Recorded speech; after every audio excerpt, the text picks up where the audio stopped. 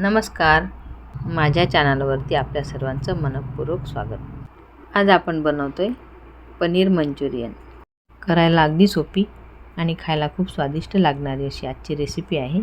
चला तर याला लागणारे साहित्य बघूया. आपल्याला बारीक आणि जाड असे दोन प्रकारे कांदे कापून घ्यायचे आहेत.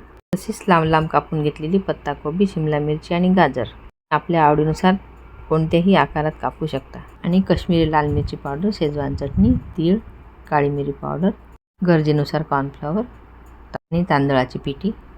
याऐवजी तुम्ही मैदासुद्धा घेऊ शकता.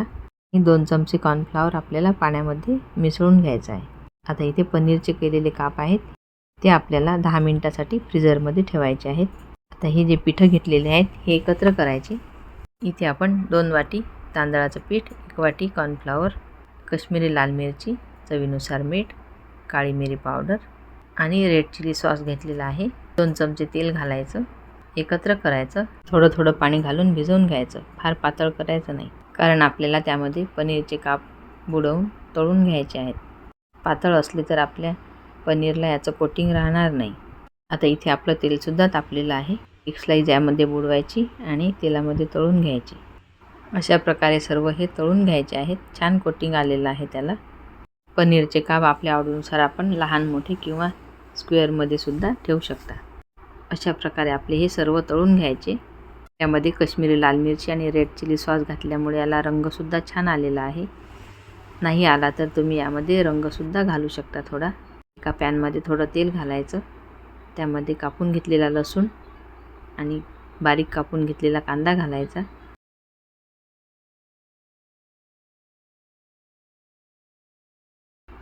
थोडी काळी मिरी पावडर, काजूचे काप घातलेले आहेत.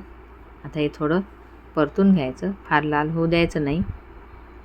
त्यामध्ये आपल्याला शेजवान चटणी घालायची.